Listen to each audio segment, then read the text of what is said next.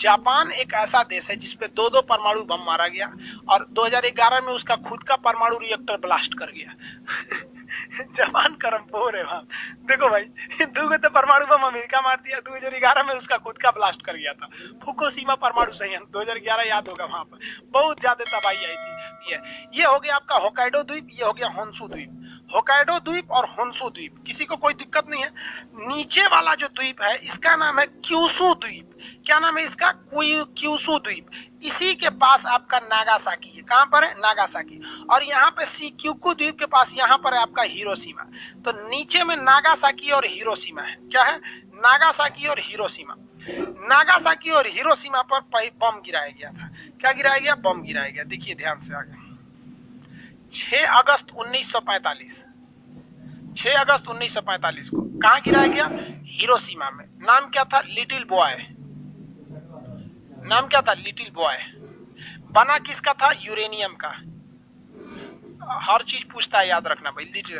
उसके बाद 9 अगस्त को गिरा दिया गया। 9 अगस्त को गिराया गया कहाँ पर? नागासाकी में। नागासाकी में। नाम क्या था इसका? फैटमैन। बना किस चीज का था? तो ये बना था प्लूटोनियम का। किसका? प्लूटोनियम का।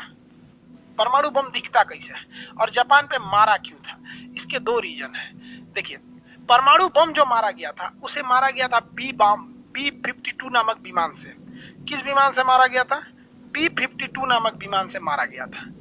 यह है आपका परमाणु बम। इस शेप में होता है आपका एटम बम।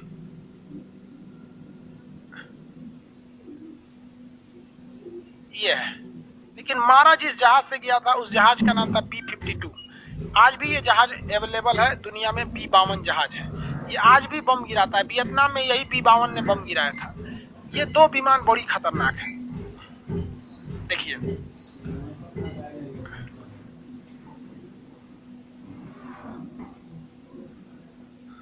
ये है आपका परमाणु बम, दिख रहा है? और ये है वो जहाज जिसमें लाद के लाया गया था। जिस जहाज में लाया गया था उस जहाज का नाम था B-52। B-52 ये 8 इंजन का जहाज था। 2 इंजन यहाँ, 2 4, 2 6, 2 8, 2 इंजन, 8 इंजन का जहाज था। और ये था आपका एटम बम, परमाणु बम। समझ में आ गया कि नहीं आ गया? किसी को दिक्कत? यही परमाणु बम गिरा दिया गया था जापान के ऊपर। परमाणु बम से लोगों को लगता है कि बड़ी खतरनाक होगा। भैया एक बात बताते हैं आपको, पहली बात एकदम दिमाग में समझा, परमाणु बम खतरनाक नहीं होता है।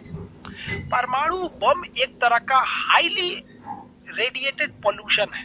परमाणु बम बम नहीं है भाई, ये एक तरह का प्रदूषण है। समझे? कोरोना क्या है? बम है? नहीं, ये प्रदूषण है। हमसे आप में फैल रहा है, आपसे उसमें फैल रहा है, जान ले रहा है। ऐसे ही परमाणु बम होता है।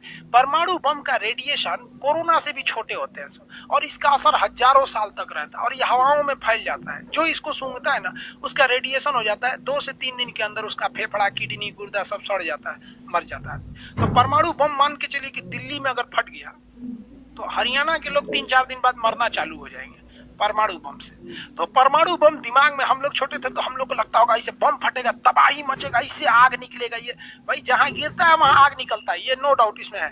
लेकिन बाकी लोग मरते हैं तो पोल्यूशन की वजह से। परमाणु बम जो है वो एक तरह का प्रदूषण है, दिमाग में बैठा लेना।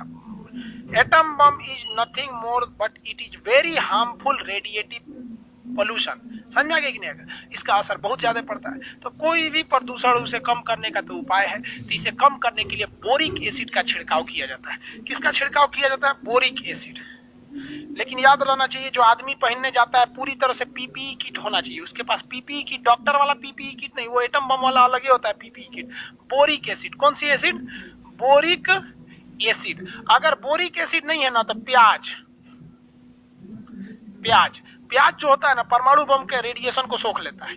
तो अगर परमाणु बम कहीं मार दिया आपको, सपोज के लिए मान लीजिए सुनाया कि परमाणु बम चल गया है यहाँ पे, तो क्या करना चाहिए? कमरे से नहीं निकलना चाहिए 1 हफ्ता तक। रजाई गद्दा जितना है उसको ओढ़ के चुपचाप 1 हफ्ता वैसे ही रहिए। पानी उनी नहीं है, निकलिए ससुरा। पानी उनी है तो कहीं इन्ने उन्ने से 1 बोतल रख लीजिए।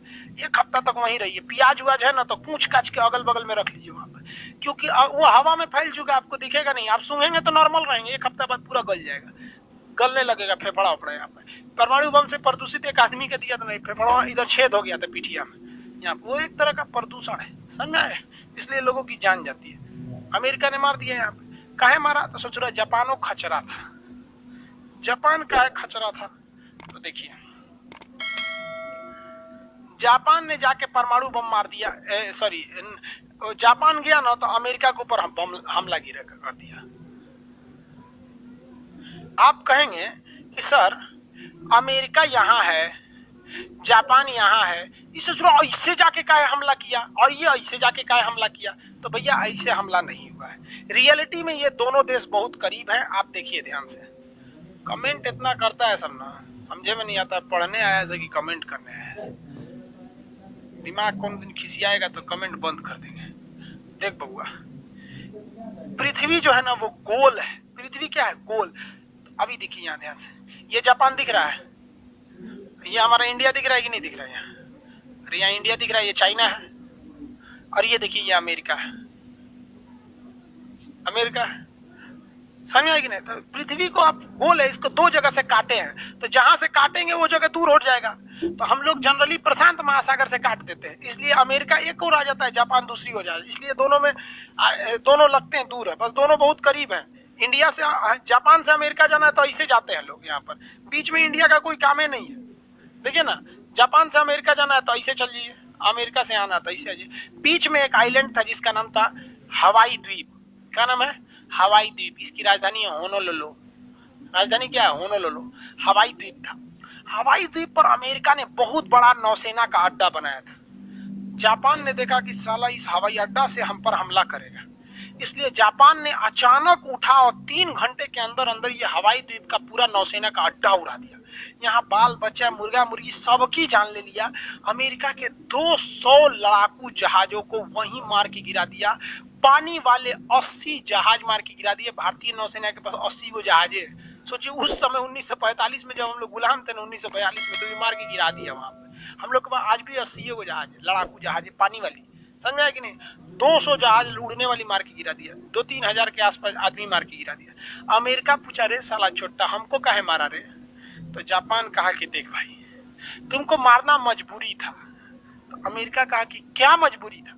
कहा कि तुम इतना तेजी से डेवलप कर रहा था कि हम तुमको डेवलप करते तो हम तुम्हारे बराबरी थे। तुमसे आगे निकलने का एक रास्ता हम निकाले कि हम थोड़ी रफ्तार से चलेंगे और तुमको खींच देंगे पीछे, तो हम लोग बहुत आगे निकले। तो हम आगे निकल गए। तो अमेरिका कहा कि तुमको इसकी कीमत चुकानी पड़ेगी। जापान ने कहा कि तुम्हें कीमत चुकानी पड़ेगी, सोच समझ के हमला किए हैं, कीमत चुकानी पड़ेगी। तब तक अमेरिका के वैज्ञानिकों ने बना लिया परमाणु बम। दुनिया में किसी को परमाणु बम का पता नहीं था। जापान ने कहा क्या कर लोगे सर, बम में चलाओगे, तोपे गोला चलाओगे? ये सोच रहा परमाणु बम खोज कर लिया। और परमाणु बम जब खोजा तो ये तो पहले से बिखियाइल था। बिखियाने का मतलब समझते हैं? Suddenly high level of angriness is known as बिखिया जाना। देहात के भाषा में बोलते बिखिया गया, मतलब समझिए अचानक उसको बिख आ गया। बिखिया के अमेरिका गया ना, धाए धाए मारा परमाणु बम दुद्दू को। कहा कि अमेरिका तुम सरेंडर, जापान तुम सरेंडर कर, ना तो तीसरका टोक्यो में मारेंगे। तो जापान ने सरेंडर कर दिया, कहा कि हम ना लड़बो। जापान ने उसी समय कहा कि भाई साहब युद्ध से कोनो फायदा नहीं होता है। तो जापान ने कहा कि हम अपनी सेना ही नहीं रखेंगे, अगर कोई देश हमारी सुरक्षा की गारंटी ले। तो अमेरिका कहा ठीक है ठीक है ठीक है, हम तुम्हारी रक्षा करेंगे, जब तक दुनिया है हम तुम्हारी रक्षा करेंगे, तुम सेना मत रखना। जानते हैं अमेरिका क्यों कहा? क्योंकि इसकी रक्षा करने के लिए यहाँ अमेरिका की सेना रखनी पड़ेगी। और उस समय चल रहा था शीत युद्ध, द्वितीय विश्व युद्ध के बाद शीत युद्ध, कोल्ड वार। कोल्ड वार में ये अमेरिका चाहता था रूस को दबा दे। अब उसको देखा कि रूस यहाँ है, चाइना यहाँ है, हमारी नौसेना यहाँ रहेगी, क्या टेंशन है, यहाँ से हम रूस को भी देख लेंगे, यहाँ से चाइना को देख लेंगे, यहाँ से एशिया को देख लेंगे। आज भी जापान की रक्षा की जिम्मेदारी किसकी है? जापान की रक्षा की जिम्मेदारी अमेरिका की है। जापान के पास अपनी फौज नहीं है, समझ में आया? इसलिए जापान सेना पे उतना पैसा खर्च नहीं करता।